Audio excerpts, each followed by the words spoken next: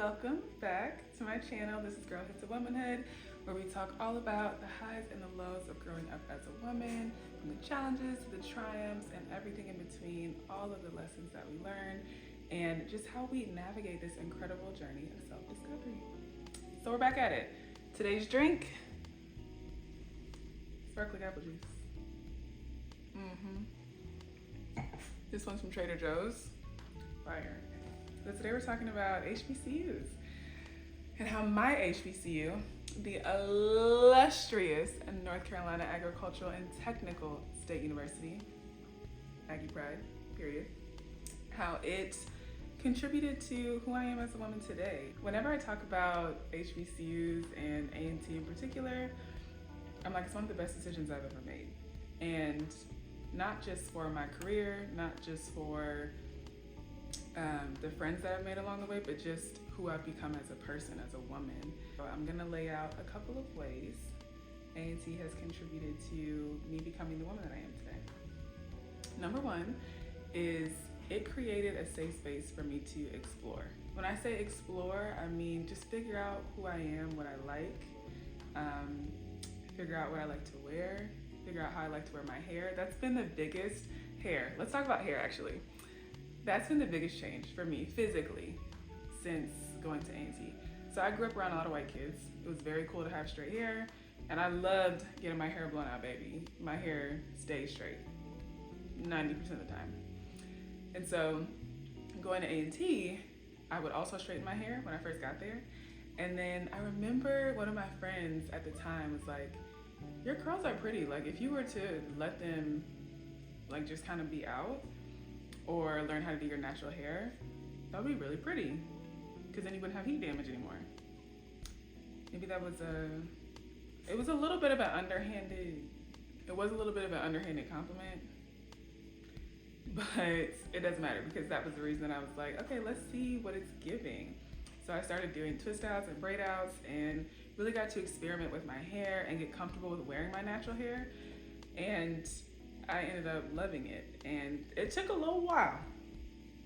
And this was before natural hair was like really cool. It was around, no, I was in college like 10-ish years ago. I don't know, like just, yeah, somewhere around there, give or take. And so it was around the time that there were a growing number of natural hair influencers on YouTube, but it wasn't like cool yet to have big, beautiful natural hair. And so it provided a space where I could just kind of play with that and see what works best for me. And I remember when I finally got it, I was like, oh my gosh, I love my natural hair. And I mean, my hair was always natural. I never got a perm or anything like that, but just wearing it big and curly, I was like, wow, I have to throw in some pictures here somewhere so that you guys can see. Like the straight hair that I used to have, throw some pictures in here right now. And then curly hair. Yeah. So pretty, right? I mean, I was cute either way, but the curly hair, I had a lot of confidence with that. And I don't know that I would have done it, especially at that age, if I had not been at an HBCU. The second way that my HBCU contributed to who I've become as a woman is just learning that Black is beautiful. And growing up around a lot of white kids, it was cool to be white. And me and my Black friends were not white. So we all straightened our hair, like I said before. We wore clothes like they did. I was in the Hollister, I was in the Abercrombie.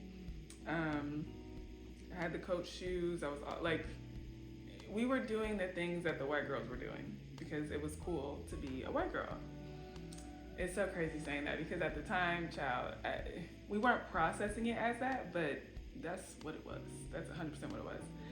And maybe I'll post a picture of that, because you can tell we were Black girls that we didn't hate being Black, but it was like the things that the white girls were doing were things that were cool. So like, that's what we did. Yeah, it's funny to think about it now. But anyway, so going to an HBCU helped me feel even more beautiful as a Black woman. And I saw so many Black women that were just so beautiful. It was like, we really are it. Like, we really are the beauty standard. even though growing up, my parents have always told me that I'm beautiful, my family, my friends, like when you see a bunch of white girls getting attention, or you see a lot of the black guys liking the white girls, you start to wonder, like, okay, is that the standard of beauty? And in the United States, we know that typically it is. But going to an HBCU, you realize, like, oh, this is something that's being pressed upon us. Like, this isn't reality, though. Like, black women are beautiful, and we really are the standard of beauty. And all of our features are gorgeous. And actually, a lot of people want to look like us. So it was a lot of those kind of realizations. And so after going to an HBCU and going out to the real world, I had even more confidence in myself, in my skin, just in who I was as a person. And that was needed for me because, again, growing up with a lot of white girls around, you gotta like fight to feel like you think you're pretty. My friends and I got attention from guys, and we were told that we were pretty and all of those fun things, but it's still, when white girls are getting a lot of attention, especially from the guys that you think are cute,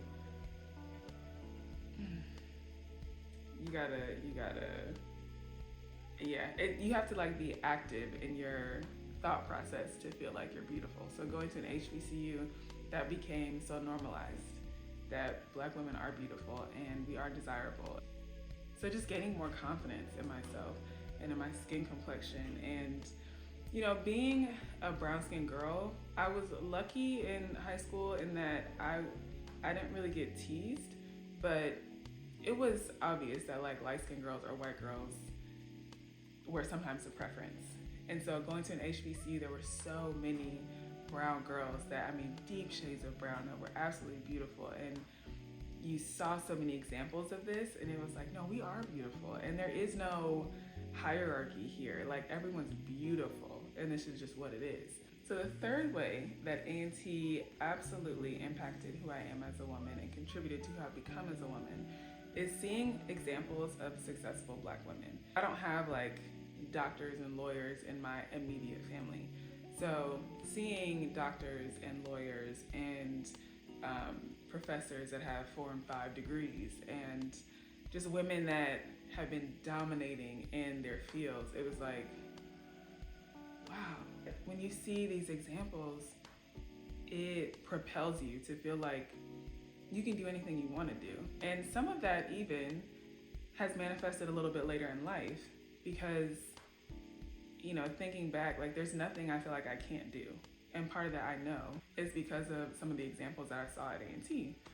Even just how multifaceted black women are, seeing that at A&T and seeing that we had girls that were models, we had girls that were chem students, we had girls that were studying bio, pre-med, pre-law, engineers like myself, like business, supply chain, marketing.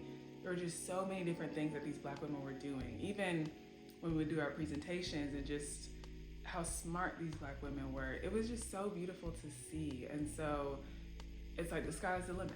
You can do whatever you want to do. You're so capable. The last thing I'll say is the community of women. I was very blessed to meet some really great women at A&T. And even though some of us are not close anymore, the relationship that we had during college and even right after college, I will cherish because we had a ball and we were there for each other. It was not a perfect friendship by any means. Clearly there was some growing that needed to be done on all fronts, but we supported each other. We held each other down. We, you know, you want to go on that sneaky link? Okay, we'll walk with you. Or you want to go to this party? I don't really want to go, but like we'll go because you're not going to go alone. You know, I was really fortunate to meet women that were looking out for me while I was there. And, you know, we were the women that were like, okay, you need to go to the bathroom, we'll all go. We're not going to let you go by yourself. Or a random guy is coming up and talking to one of the girls and we're like, we can't tell if she's okay or not. Let's go over there and be like, excuse me, sir, like, do you have a problem? Is there something, like, do you need something? So just community. And I have been very fortunate to have met really solid women in high school as well that I'm still very close with.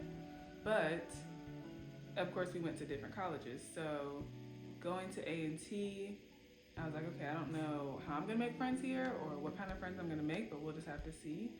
And it just ended up working out really well. I mean, so much so, I mean, I met these girls' parents, they met my parents. I remember going to one of the girls, her grandparents' house for Easter, I think it was, because it didn't make sense for me to go all the way home. And so she welcomed me into her family, and her family was super sweet. And so again, like, I'm still cool with some of these girls today, but even the girls that I'm not close with anymore, it's still like I appreciate it for what it was. And it served its purpose. And I will, again, cherish those friendships because it helped me realize how important it is to have women in your life that support you, that hold you down. And even though those friendships were not perfect, they were good for me at that time. And so I can still cherish what that was and the memories that we made and the crazy stuff we got into. Lord, oh my gosh. Honestly, crazy. So, yeah. So if you're thinking about going to an HBCU, you should. They're amazing. But if you did go to an HBCU and you feel like it has impacted who you are as a woman, leave a comment down below. Let me know how. Every time I talk about it, I'm like, it's one of the best decisions I've ever made for many reasons. But there's just no way that I could say I have become who I am today and not credit my experience at A&T at all, because it was pivotal and it was so important for me to grow in my love for being a Black woman and grow in my realization of the power that I have as a Black woman and what I'm capable of. It has been a beautiful journey so far, and I'm excited to see where we go from here.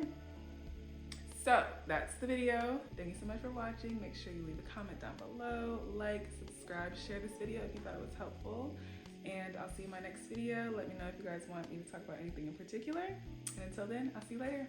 Bye.